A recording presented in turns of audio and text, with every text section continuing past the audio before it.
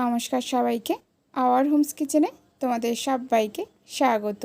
রাত পোহালেই জন্মাষ্টমীতে কিন্তু নারকেল নাড়ু গোপালকে দেওয়া যায় না, কারণ অষ্টমীতে নারকেল খেতে নেই। তাই আজ আমি তোমাদের সাথে শেয়ার করব পেঁপের নাড়ু। হুবহু নারকেল নাড়ুর মতো দেখতে, খেতেও ভারী সুন্দর লাগে আর কতটা লোভনীয় দেখতে হয়েছে দেখো। তাহলে বন্ধুরা চলো দেখে নেওয়া যাক আজকের রেসিপিটি এই ভিডিওটির মাধ্যমে। তার জন্য গাছের থেকে পাড়া হয়েছে পেঁপে, দুটো বড় সাইজ পেঁপে, কিন্তু আমি এখানে একটা বড় সাইজ পেঁপে নেব। যদি তোমরা ছোট পেঁপে ব্যবহার করো তাহলে দুটো নিতে পারো। পেঁপেটা খুব ভালোভাবে দু টুকরো করে কেটে নিয়েছি। দেখো পেঁপের মধ্যে কোনো দানা নেই। পেঁপে আমি খুব ভালোভাবে ছাড়িয়ে নিয়েছি। এবার পেঁপেটা খুব ভালোভাবে গ্রেট করে নেব। এই গ্রেটারের ছোট ছিদ্র দিয়ে পেঁপেটা গ্রেট করব। বড় ছিদ্র দিয়ে কিন্তু গ্রেট করলে হবে না। এই ছোট ছিদ্র দিয়ে পুরো পেঁপেটা আমি গ্রেট করে নিচ্ছি। পুরো পেঁপে গ্রেট করে নিয়ে ফিরে আসছি তোমাদের সামনে। পেঁপে গ্রেট করার পর ভালো করে ধুয়ে নেব। পেঁপে যেহেতু ছাড়িয়ে একবার ধুয়ে নিয়ে গ্রেট করেছি, তারপর গ্রেট করার পর একবার একটু বেশি জল দিয়ে ধুয়ে নিলেই হবে। দেখো পেঁপে খুব ভালোভাবে ধুয়ে নিয়েছি। এবার পেঁপেটাকে অল্প একটু সিদ্ধ করে নেব। তার জন্য কড়াইয়ের মধ্যে দিয়ে দিলাম একটু জল।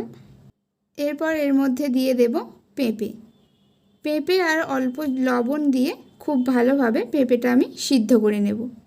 যেহেতু পেঁপের নিজস্ব জল আছে, লবণ দেব, তার জন্য পেঁপে সিদ্ধ করার সময় বেশি পরিমাণ জল দেওয়ার প্রয়োজন নেই। অল্প একটু জল দিয়ে পেঁপেটাকে হালকা সিদ্ধ করে নেব।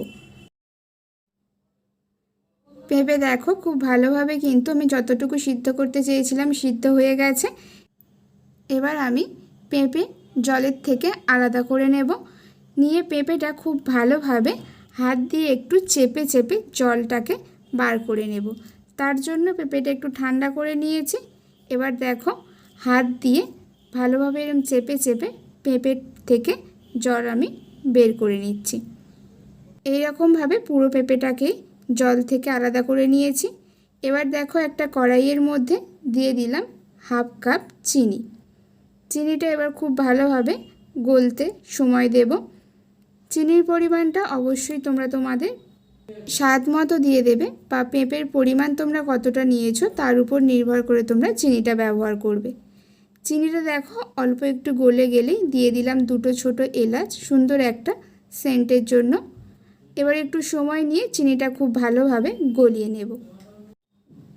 চিনি এইভাবে গলানোর সময় গ্যাসের ফ্লেম হাই করবে না, তাহলে চিনিটা খুব বেশি পুড়ে গিয়ে তিতো হয়ে যেতে পারে। চিনিটা দেখো খুব ভালোভাবে গলে যাওয়ার পর দিয়ে দেব সিদ্ধ করে রাখা পেঁপে দিয়ে খুব ভালোভাবে এবার আমি কিছুক্ষণ নাড়াচাড়া করে নেব। তো বন্ধুরা দেখো কতটা সুন্দর দেখতে হয়েছে, হুবহু কিন্তু নারকেল নাড়ুর মতোই লাগছে। তোমরা অবশ্যই একবার জন্মাষ্টমীর দিন এইভাবে পেঁপে দিয়ে নাড়ু বানিয়ে দেখো। আশা করি তোমাদের প্রত্যেকের খেতে ভালো লাগবে, গোপালকেও দিতে পারবে, আর দেখতেও কিন্তু হুবহু নারকেল নাড়ুর মতোই হবে। একটু সময় নিয়ে খুব ভালোভাবে আমি পেঁপেটাকে চিনির সঙ্গে মিশিয়ে নিচ্ছি। রঙটা দেখো আস্তে আস্তে কিন্তু অনেকটাই পরিবর্তন হয়ে গেছে। চিনি আর পেঁপে খুব ভালোভাবে মিশে যাওয়ার পর যখন দেখবে একটু আঠা আঠা হয়ে আসছে, ঠিক এইরকমভাবে একটু পেঁপের টুকরো নিয়ে হাত দিয়ে পাকিয়ে দেখবে যে গোল হয়ে যাচ্ছে, তাহলে বুঝবে যে খুব ভালোভাবে নাড়ু তৈরি করার জন্য পেঁপেটা তৈরি হয়ে গেছে। এবার আমি গ্যাসের ফ্লেম অফ করে কড়াই থেকে পেঁপেটা নামিয়ে নেব। এবার একটু ঠান্ডা হয়ে গেলে তারপর আমি নাড়ুগুলোকে তৈরি করে নেব। পেঁপে দেখো আমি অল্প একটু ঠান্ডা করে নিয়েছি, পুরোপুরি ঠান্ডা করব না, তাহলে নাড়ুগুলো ঠিকঠাকভাবে তৈরি করা যাবে না, ভেঙে যেতে পারে। একটু গরম থাকা অবস্থায় নাড়ুগুলোকে তৈরি করে নিচ্ছে। কতটা সুন্দর দেখো তৈরি হয়েছে, যেমন শেপ দেবে তেমন শেপই হবে। আর দেখতে কতটা লোভনীয় হয়েছে দেখো, খেতেও কিন্তু ভারী সুন্দর লাগে। তো বন্ধুরা তোমরা অবশ্যই একবার জন্মাষ্টমীতে এইভাবে পেঁপের নাড়ু বানিয়ে খেয়ে দেখো। আশা করি তোমাদের প্রত্যেকের খেতে ভারী সুন্দর লাগবে। আজ তাহলে এই পর্যন্ত, ফিরে আসবো অন্য কোনো একটা নতুন রেসিপি নিয়ে। ততক্ষণ তোমরা সবাই সুস্থ থেকো, ভালো থেকো। সবাইকে নমস্কার।